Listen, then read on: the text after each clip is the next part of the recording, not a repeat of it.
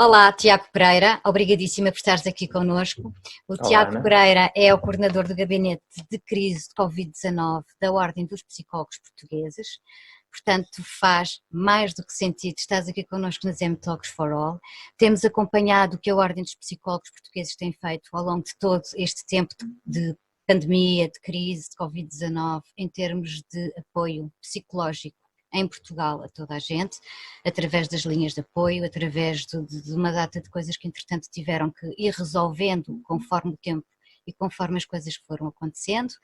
Já tivemos aqui vários psicólogos da Ordem também a falar do trabalho que têm feito e a qual, em nome do Festival Mental, só temos a agradecer, como portugueses, o trabalho que tem sido feito. E agora cá estou eu a falar contigo, já nos conhecemos há um tempo, por causa do Festival Mental e da parceria que temos com a Ordem dos Psicólogos Portugueses. E portanto vamos começar, se não te importares, com aquela frase que já sabes do festival. Como é que te tens sentido ao longo desta pandemia? O que é que isto foi para ti como pessoa? Como é que tu viveste esta coisa toda até agora? Muito bem, Ana. Antes de mais, permite-me um agradecimento pelo convite e essencialmente um reconhecimento também pelo papel que o mental tem tido em dimensões muito importantes em Portugal, nomeadamente nas questões da literacia em saúde e mais especificamente na saúde mental e psicológica e nesta pandemia em particular, porque estes momentos em que nós somos chamados a refletir sobre a forma como nós nos sentimos e de certa forma tornar-nos mais coletivo aquilo que é o sentir, são muito relevantes para nos ajudar a viver os nossos próprios sentimentos e os nossos próprios desafios. Como é que eu me tenho sentido? É uma pergunta, enfim, interessante. Difícil sempre de responder.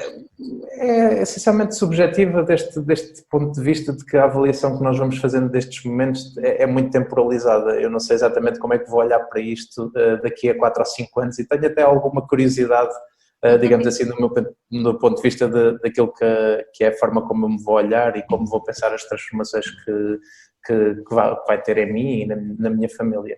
Eu devo dizer que, enquanto uma experiência inesperada, porque de facto era difícil nós esperarmos que de repente uma pandemia viesse, embora, enfim, isso fosse minimamente provável, mas esperarmos que 50% da população mundial ia de um momento para o outro ficar confinada, provavelmente era algo que nós não estávamos à espera, e a somar a isso que nós iríamos viver uma crise económica muito profunda depois daquela que nós vinhamos um pouco a recuperar de certa forma, ainda mais, e nós sabemos as consequências que quer os processos de confinamento, quer as crises económicas têm em matérias que nos unem em termos de preocupação, nomeadamente nas questões da saúde e da saúde mental e psicológica em particular. E, portanto, desse ponto de vista, há sempre nestes desafios uma dialética grande entre aquilo que se perde, mas também algumas coisas que nós ganhamos neste processo de adaptação e de resposta à adversidade que nós vamos tendo.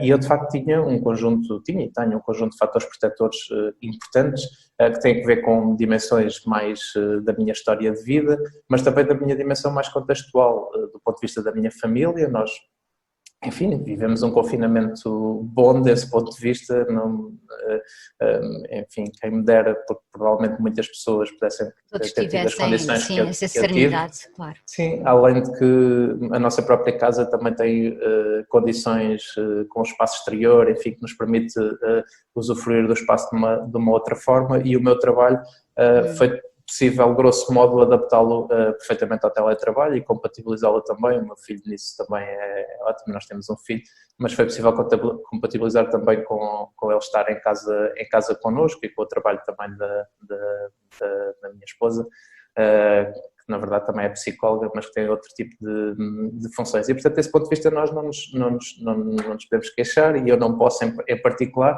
para mais quando depois nós também sabemos, e eu lá à frente até vou tentar tocar um pouco nesse ponto, que quando nós vivemos estas matérias com um propósito, com um certo sentido, isso nos ajuda, e de facto as funções que eu acabei por desenvolver e desempenhar com esta coordenação do gabinete de crise trouxeram também um propósito à forma como eu vivi este momento, e um propósito de contributo e alguma gratidão, do ponto de vista da gratidão que eu consegui ter junto da minha equipa, enfim, que desde a primeira hora fez um trabalho espantoso do meu ponto de vista e um trabalho de facto colaborativo incrível, e alguma gratidão que eu tenho também e que sinto muito com as pessoas que estão à minha volta e que muitas delas que eu não conheço, mas com os profissionais de saúde, com as pessoas da cultura, que num momento muito difícil se organizaram também para dar o seu contributo à sociedade num momento duríssimo. E, portanto, este sentimento de gratidão e de alguma ideia mais coletiva ajudaram-me muito a me adaptar a esta situação e, portanto, desse ponto de vista, juntando a isso algum suporte social que tenho, proximidade com os amigos que fui mantendo, embora à distância física desse ponto de vista, mas com grande proximidade, me ajudaram muito a viver este momento. E, tendo em conta isso, sobrou energia, empenho, envolvimento nas tarefas, trabalhei muito neste período, mas também foi um período que me permitiu renovar algumas rotinas e alguns hábitos, algumas coisas que até interessantes para mim do ponto de vista de algumas componentes que eu consegui fazer. Agora, devo dizer, Ana, e terminava este sentir com isto, que é, no meio de tudo isto bom, eu não me esqueço das muitas pessoas em Portugal e no mundo fora que não tiveram a oportunidade de viver este momento da forma como eu vivi e que estão a passar um momento muito difícil, algumas delas, e que passarão para a frente com a crise económica que também virá um momento muito duro.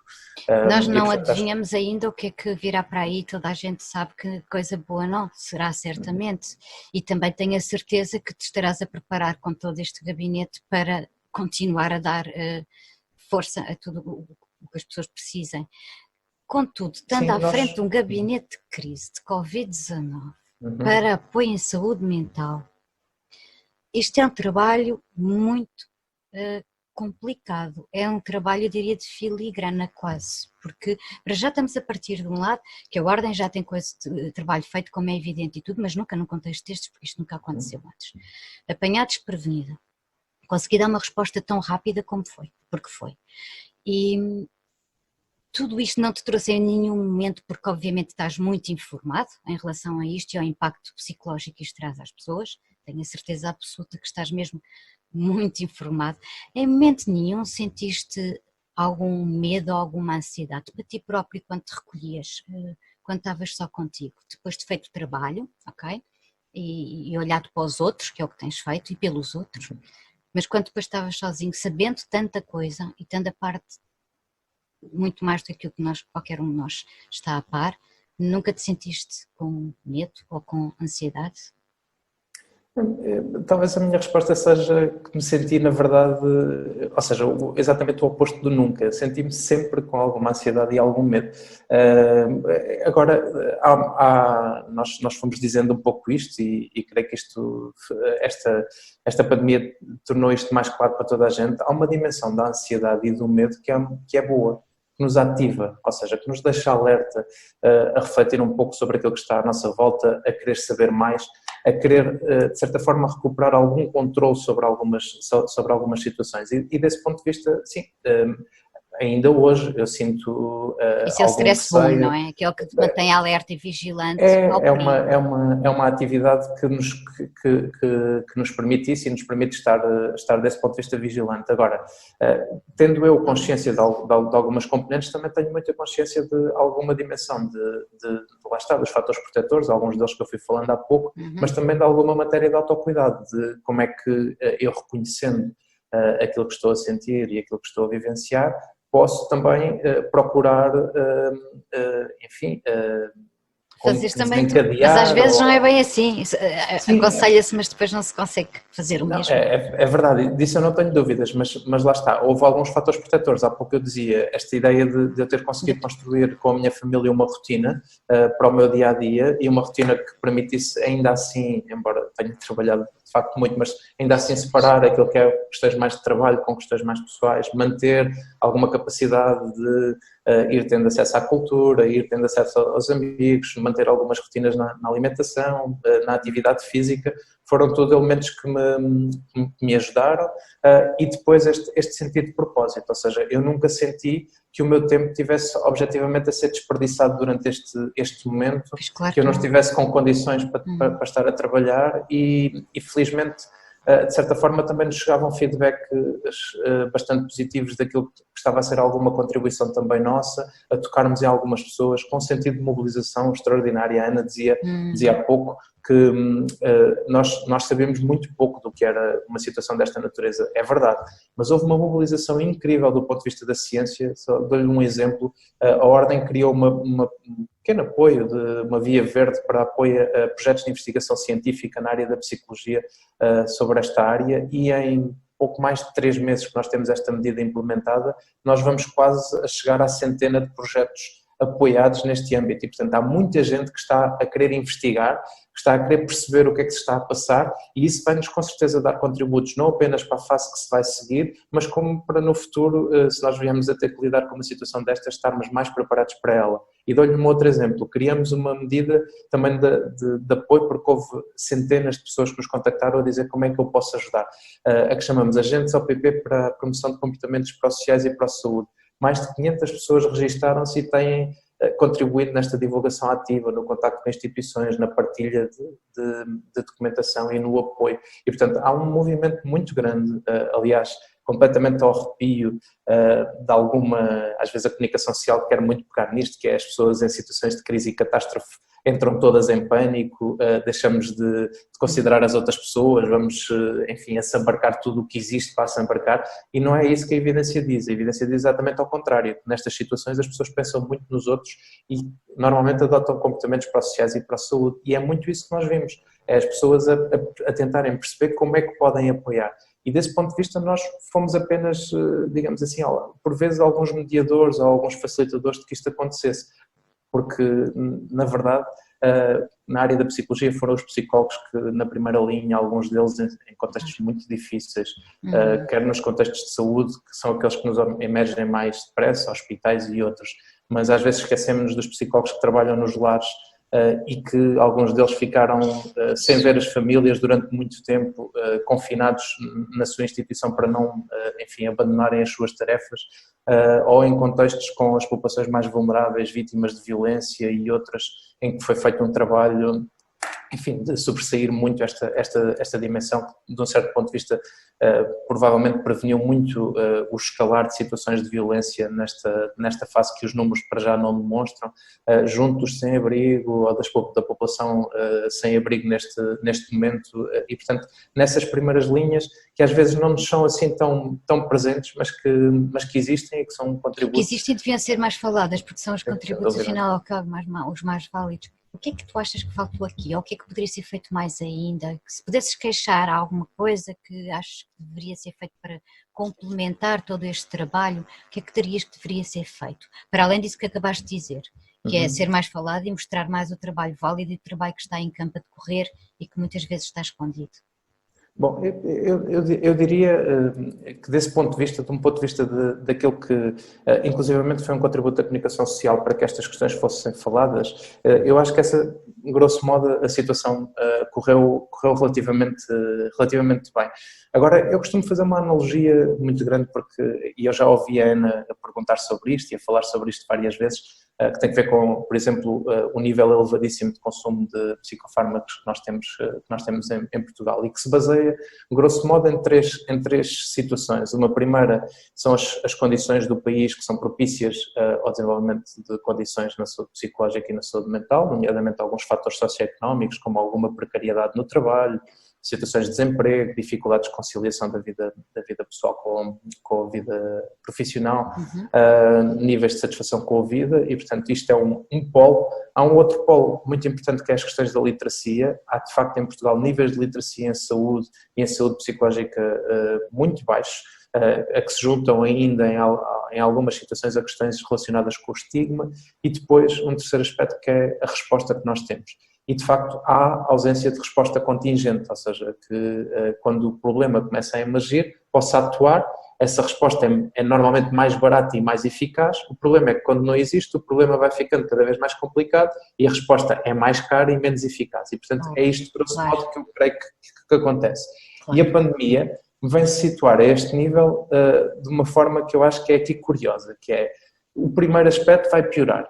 Ou seja, nós sabemos hoje que as situações de crise, de vulnerabilidade de trabalho, de vulnerabilidade ao nível das famílias, tenderão a piorar nos próximos anos e, portanto, tendencialmente nós vamos ter uma emergência de situações de problemas associados às questões da saúde mental e saúde psicológica, isso está estudadíssimo. E portanto, vais é isso falar que nós mais de quê? De crises, de ansiedade, de depressões, de stress pós-traumático, de vários quadros que podem estar a acontecer, mas que eu acredito que vocês já estão a pensar e a prever isto tudo e a prevenir. Lá está, tudo isso é expectável, as intervenções, a literacia assim ajudam a que algumas destas questões não evoluam, mas há algumas destas situações que vão naturalmente evoluir, em particular em contextos e em pessoas mais vulneráveis.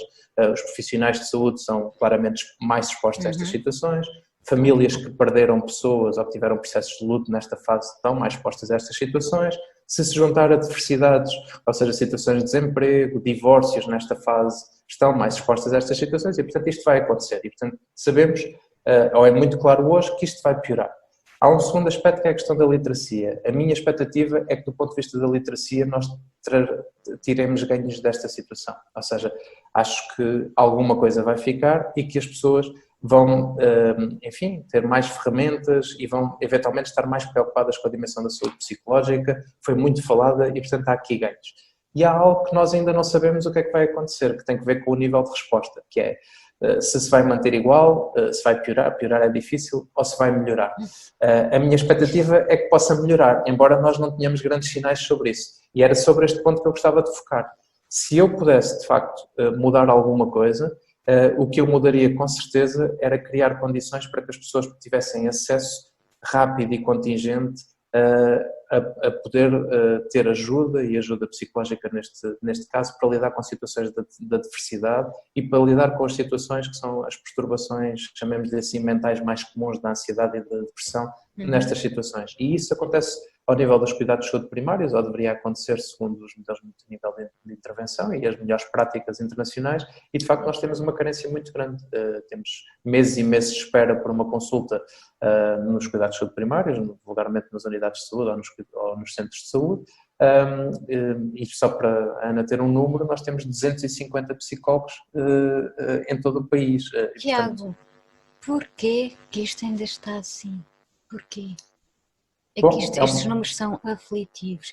Eu já quase estou a falar isto e quase em tom de desabafo mas porquê? Porque depois nós vemos, tu viste, eu vi, toda a gente viu, ser falado durante este tempo, e estavas agora a referir isso, nos meios de comunicação social, aqui e ali terem sido chamados vários profissionais de saúde mental, desde enfermeiros a psicólogos até psiquiatras, que muitas vezes até são sempre os mesmos, nós já sabemos quem vai falar ali, conforme o canal, mesmo assim até houve mais alguns, portanto sim, até houve algum trabalho, mas não te pareceu, pergunta, não é afirmação, que foi dada esta pandemia, dada esta conjuntura e que no fim disto tudo e feitas contas foi, entre aspas, só para a fotografia, para parecer que ficou bem, que finalmente se está a falar de saúde mental e passado um tempo, a não ser que isto pior francamente, será tudo esquecido como tem acontecido? Bom, eu acompanho. Ou és o otimista que diz, não, isto vai tudo correr bem? Eu sou tendencialmente otimista. Mas não vou dizer que não se trabalhe para isso, a pergunta é outra. Mas acompanho a Ana no receio. Agora, há um sinal que eu acho que nós devemos assinalar também, que é, não foi apenas na pandemia, ou seja, não houve alterações, eu diria, claras ao nível dos recursos, mas o discurso, ou seja, há alguma mudança no discurso mesmo dos decisores relativamente às questões da saúde psicológica. Discurso é uma coisa, fazer é outra. Isso eu não tenho dúvidas e nós sabemos isso sabemos muito bem, mas o discurso é importante, quanto mais não seja porque o discurso é gerador de facto de debate na sociedade civil e o debate da sociedade civil é também gerador, por um lado, da diminuição de algum estigma, porque isto andava sempre muito escondido e muitas vezes eu creio que até era propositadamente não no mau sentido, mas intencionalmente escondido no sentido em que não havia resposta para isto e, portanto, mais vale não se falar como não há resposta. E isso, nos últimos anos, pelo menos não tem acontecido. E depois há alguns sinais, por exemplo, a criação neste período da linha de aconselhamento psicológico do SNS 24, que garante um acesso pela primeira vez a qualquer cidadão direto a um psicólogo, ainda para uma intervenção breve, mas uma intervenção que, baseada na evidência, é muito apropriada a este tipo de situações, e até há alguma expectativa de que eventualmente esta linha possa no futuro permanecer e, portanto, completar um ciclo do SNS 24 que não é apenas para uma resposta na área da saúde física, mas também para uma resposta na área da saúde psicológica, é um sinal interessante. Agora, há uma entropia grande no sistema que não resulta da falta de recursos no país. O país investiu, por exemplo, na área da psicologia, também noutras áreas da saúde mental, mas na área da psicologia investiu muito ao longo dos últimos anos. Nós temos 24 mil psicólogos em Portugal. Neste momento, de facto, muitos deles ocorreram em diversos contextos a dar um apoio. Aliás, além desta linha que eu falava, houve uma proliferação de linhas sustentadas em autarquias, em EPSS, em universidades que foram sendo criadas e que procuraram dar uma resposta desta forma, que era a resposta possível neste momento difícil que nós vivemos, e, portanto, o país investiu muito nesta área. Nós sabemos a custo-efetividade destas intervenções, sabemos quanto custa, não apenas em dinheiro, mas no sofrimento das pessoas e das famílias, o deixar evoluir destas situações, e, portanto, eu tenho a esperança que efetivamente se possa neste momento voltar a recentrar nesta matéria e se dar passos para a materialização de algumas componentes. Agora, é uma esperança que tem o receio e que tem o receio da Ana, e no qual nós temos um exemplo. Eu não sou, ou pelo menos não me vejo como ingênuo, e posso olhar, por exemplo, para a experiência dos incêndios, e nos incêndios de 2017, que foram, enfim, embora circunscritos e localizados, foram um momento muito significativo para o nosso país, e em particular para aquelas comunidades que tiveram uma perda muito grande, e houve uma resposta que se organizou muito contingente e que deu uma resposta no primeiro momento, mas a verdade é que, de certa forma, ela depois não foi continuada com alguns investimentos que teriam feito sentido, e a resposta ao nível dos cuidados de saúde primários nesses territórios, neste momento, não é muito melhor do que aquela que nós temos ao nível de todo o país. E, portanto, desse ponto de vista, não houve esse fechado ciclo. Eu espero que alguma coisa possa acontecer nesta situação a bem das pessoas e do país, porque isso terá um impacto muito grande no país. Tem que estar... Não deixar fugir porque, como estavas a dizer, uma oportunidade, pode e deve ser uma oportunidade, e ver o que é, porque eu também tenho um bocado em relação a isso, por acaso, para ser honesta, porque eu, por exemplo, do meu ponto de vista, também a ver do lado em que eu trabalho como conselheira, na parte das dependências químicas e do aumento que houve de consumos. Estavas a falar da medicação, eu conheço muito a parte do alcoolismo, das drogas, e de como isto cresceu também de uma maneira desmesurada, e não havia... Quer dizer, tudo isto tem que ser, aproveitar este balanço para que a saúde mental, de uma maneira geral, passe a estar na ordem do dia. Mas, caramba, é uma coisa que já soube falar há tanto tempo, pelo menos tu e eu sabemos disso, e de facto depois não corresponde. Vamos ver se agora se consegue. Agora, em relação a este gabinete que criaste e que estás a dirigir e a coordenar, da Covid-19, a partir disto podemos continuar, que vai estar quanto tempo mais de serviço com este departamento ainda?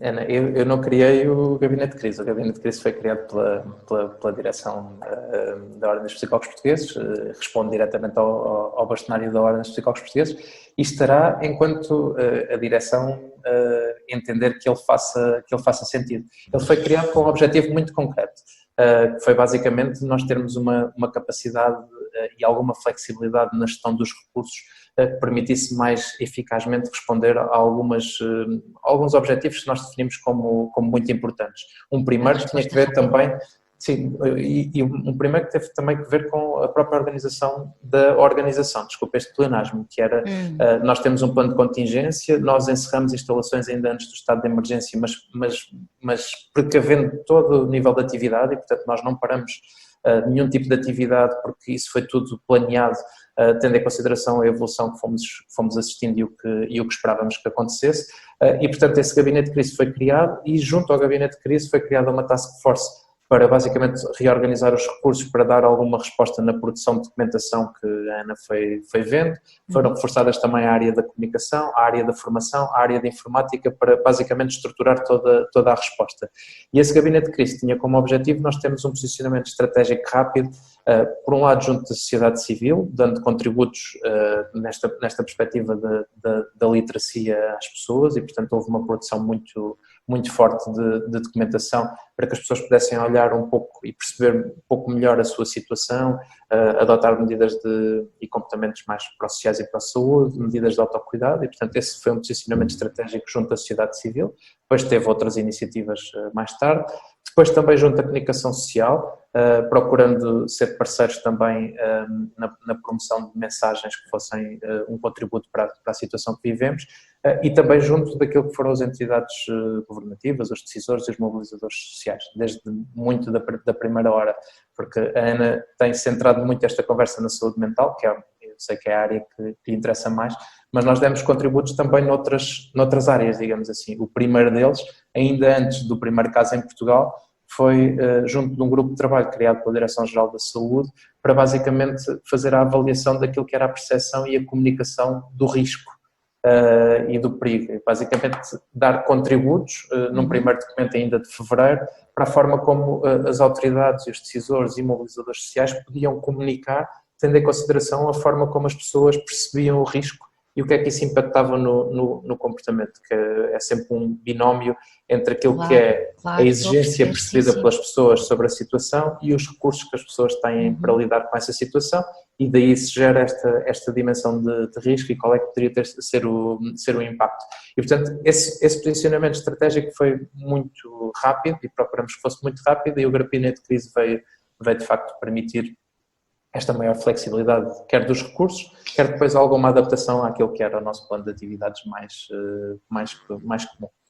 E agora que espero que fique pelo menos durante mais um tempo até se perceber o que é que vai acontecer. Sim, nós temos todos, creio eu, pelo menos a consciência que, independentemente da questão mais epidemiológica e sanitária poder melhorar, e todos esperamos que isso possa acontecer, há uma dimensão da pandemia que é inevitável do ponto de vista daquilo que são consequências também socioeconómicas que terão. E desse ponto de vista, para o impacto que tem nas pessoas e nas comunidades, esse impacto continuará e, portanto, continuará a haver um papel não apenas da ordem dos psicólogos portugueses ou da psicologia ou das estruturas de saúde mental. A cultura tem um papel muito importante nisto. A cultura e a educação vão ter um papel relevante. Claro que sim. Relevante. Até porque a parte da cultura, a criatividade, isto joga para os dois lados, não é só de quem está a produzir, a tocar, a escrever, a ler, a pintar, seja o que for, mas também de quem recebe. Portanto, é este encontro que faz com que a criatividade seja sempre para todas as partes, e também uma plataforma para se poder falar de tanta coisa, não é? De tudo, ao fim e ao cabo. Eu gosto de pensar muito no exemplo de Medellín, da cidade colombiana, muito curiosa, porque tem esta questão de que há 30 anos era a cidade mais perigosa do mundo, e em 20 anos transformou-se completamente, e neste momento é, digamos assim, uma das cidades mais inovadoras do mundo, com uma vivacidade e uma dinâmica muito interessante, e foi tudo muito com base num reforço fundamental na questão da educação das comunidades e do acesso à cultura e da criatividade, e é algo absolutamente transformador, e desse ponto de vista é um bom exemplo daquilo que pode ser um contributo da vivência das artes, desse ponto de vista da construção e da recepção dessa dialética que existe dos movimentos mais... Isso é interdisciplinar, isto tem que começar logo de base, não é? De pequeninos, e isto já seria outra conversa, Tiago, para outro dia, bem grande, que tinha que ver com tudo que estás aí a falar, exatamente da cultura, de estar de base na educação, logo desde o princípio, e destes formatos estarem se calhar um bocadinho já adequados e antiquados. Essa escola que eu refiro é um projeto que trabalhava com o primeiro ciclo, desde jardim de infância inclusivamente, mas mais centrado no primeiro ciclo. E, portanto, quando tem que começar logo tudo, claro. Estamos perfeitamente de acordo. E aproveitando a boleia para fechar a nossa conversa, Tiago, agora pergunto-te eu em relação especificamente a ti, o que é que gostavas de sugerir, o que é que estás a ler? Estamos curiosos de saber e ouvir e tudo isso. tens para nos dizer, mostrar, sugerir? Bom, não sei, Não sei, ao ouvir, não sei por onde quero começar, Ana. Diz, pode quiser. Ao ouvir tenho estado a ouvir muito um compositor e pianista arménio que é o Tigran Amazian, que tive a oportunidade de ver em Sines há muitos anos atrás, num festival que eu, enfim, aconselho vivamente, o Festival de Músicas do Mundo. Músicas do Mundo.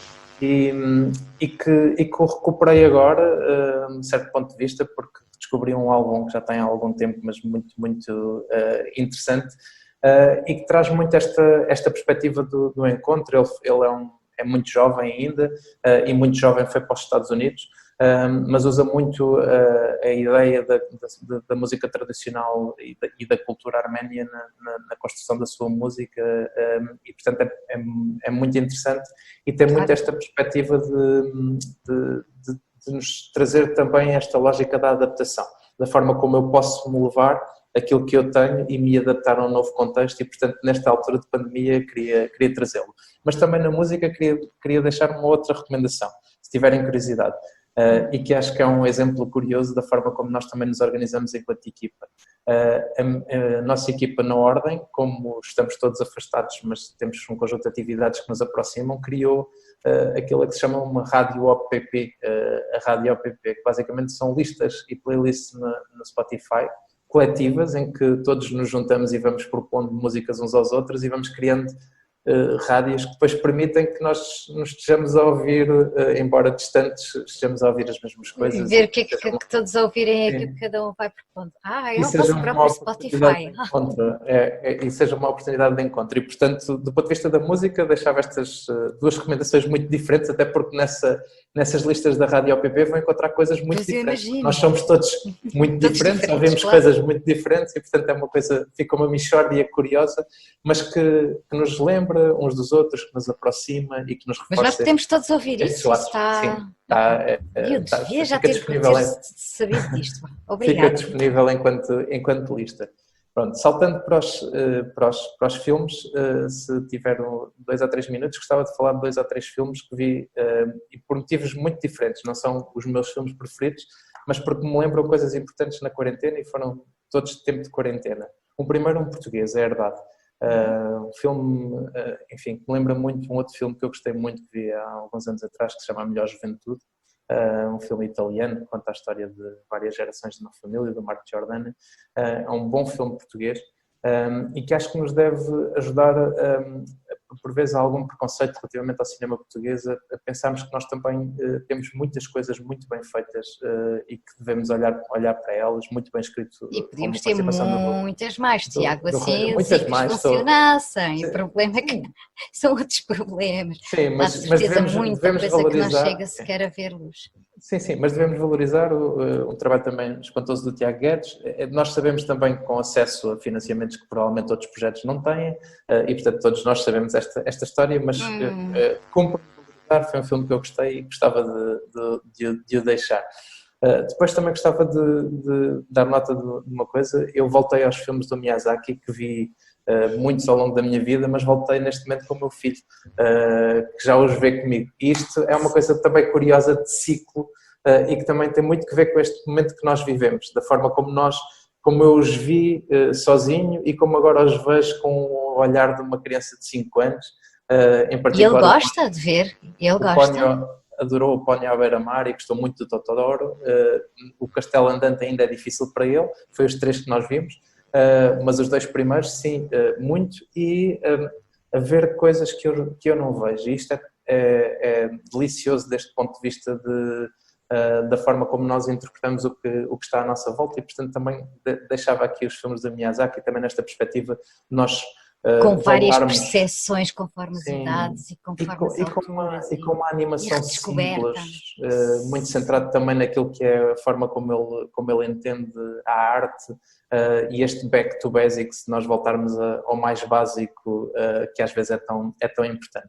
E finalmente deixava a nota para o primeiro filme que vi, que não é um filme fantástico, longe disso, mas que é muito curioso, que foi O Homem no Arame, que vi no primeiro fim de semana, no primeiro dia do primeiro fim de semana do confinamento, que, enfim, conta e retrata a história do Laurent Philippe, que atravessou, para quem não sabe, as Torres Gêmeas, Torre Norte e Sul, enfim, num fio suspenso, e que sorriu e que se deitou em cima dele e que joga muito nesta perspectiva de como é que nós podemos deambular e de como é que nós podemos seguir um sonho, e que tem uma frase muito forte, porque o mentor disse uma coisa que quem já teve assim em situações destas percebe perfeitamente, porque lhe disse que os 3 últimos passos são sempre os mais difíceis, ou seja, quando nós achamos que já conseguimos, muitas vezes afinal não conseguimos. E acho que por vezes nos devemos lembrar disto também para aquilo que nós estamos a viver, que é este estado de alerta que a Ana ainda há pouco me perguntava se eu não tinha, tenho, e acho que devemos manter até ao final, porque os 3 últimos passos às vezes são de facto os mais difíceis e portanto tem muito esta lógica da percepção do risco e portanto deixava essas 3 sugestões. Nós não temos muito tempo, mas se eu pudesse deixar uma para trás, deixava por um outro motivo o In the Mood for Love, que é um filme do Art Wai, que eu gosto particularmente, e que tem uma lógica muito interessante, que é a forma como nós construímos a linguagem e como, por exemplo, o In the Mood for Love é traduzido para português por Disponível para Amar, que é uma tradução pobre do ponto de vista da palavra In the Mood. E eu acho que nós estamos in the mood for change e, portanto, estamos mais do que disponíveis, estamos num caminho para alguma mudança e acho que devemos aproveitar desse ponto de vista e acho que aqui as palavras significam muito e foi algo que eu fui aprendendo a fazer. Sim, sim, sim. Não sei se ainda temos tempo para livros, se não tivermos. Temos tempo para os livros, claro. Preciso saber o que é que estás a ver. Não te fiquei mesmo a saber. Pronto, eu tenho lido muitas coisas, tenho lido muito pouco romance, tenho lido muita ciência e muitas notícias, mas terminei um livro imediatamente antes deste período sobre o qual eu gostava de falar e de sugerir. Tenho aqui comigo, até eu posso mostrar se me permitem, que é este. Se chama Como Morrem as Democracias. É um tema que me preocupa e que me ocupa por estes dias, relativamente àquilo que é o crescimento de algum populismo e da forma como ele está a crescer. Um livro muito interessante do Steven Levitsky e do Daniel Ziblatt, que têm estudado basicamente a forma como as próprias democracias se vão empobrecendo, numa lógica da forma como, ponto número 1, nós temos basicamente uma atitude de os próprios democratas muitas vezes enfraquecerem a democracia com decisões que tomam e que vão enfraquecer as instituições e portanto vão perturbando, e depois numa lógica de polarização, de nós muitas vezes tratarmos adversários como inimigos do ponto de vista político e se crispar tanto a dimensão política que dá espaço a que depois emerjam populismos. É um livro que eu aconselho vivamente, muito atual e que nos ajuda muito a pensar também como o conjunto de medidas que foram tomadas neste momento, o que se passa à nossa volta pelo mundo fora, como é que se cruza um sistema democrático com uma pandemia e, portanto, que eu aconselho vivamente, Como Morrem as Democracias. E, finalmente, o último é um livro ao qual eu regressei agora, que eu li várias vezes ao longo da minha vida, que é a versão em espanhol que eu tenho aqui, mas que é basicamente um livro do Vítor Franco, que é O Homem em Busca do Sentido, ou nesta tradução, um livro, enfim, refletido em Auschwitz pela sua experiência lá passada, e que traz muito esta perspectiva da forma como nós, procurando um propósito para a nossa vida, podemos encontrar um caminho para ultrapassar as maiores adversidades. Enfim, não se compara aquilo que o Vítor Frankl passou em Auschwitz com aquilo que a maioria de nós está a passar neste momento, mas ajudou muito a sobreviver àquela ideia, a recordação. A mulher dele estava grávida também no campo de concentração, o pensamento das conversas que ele teria com ela quando saíssem, como é que iam contar as histórias, algo que nunca vai acontecer porque ela, o pai e os irmãos não saíram de Auschwitz, ele foi o único da família que o fez. mas esse propósito do futuro e de nós termos um futuro e, portanto, uma esperança de um algo para cumprir é muito importante e neste momento é muito importante. E, portanto, é um livro que trata muito a forma como ele sobreviveu, muito a partir da nossa área, como ele próprio acreditava que contar a história dele no futuro era um propósito para aquilo que ele estava a passar e, portanto, também muito esta ideia de qual é que é a história que nós vamos ter para contar depois disto e que numa segunda parte depois resume muito, de uma forma muito curta, a logoterapia, que é basicamente um tipo de terapia por ele desenvolvido, que é a terapia do propósito ou do sentido, enquanto psicoterapeuta, numa perspectiva da forma como isso pode ajudar as pessoas a ultrapassarem as suas diversidades. E, portanto, é um livro que eu aconselho e ao qual eu regressei agora neste momento, nesta perspectiva também de uma frase muito forte que ele tem, que é inacreditável, isto de outra forma, mas é inacreditável o que é que o homem pôde fazer ao homem naquele contexto.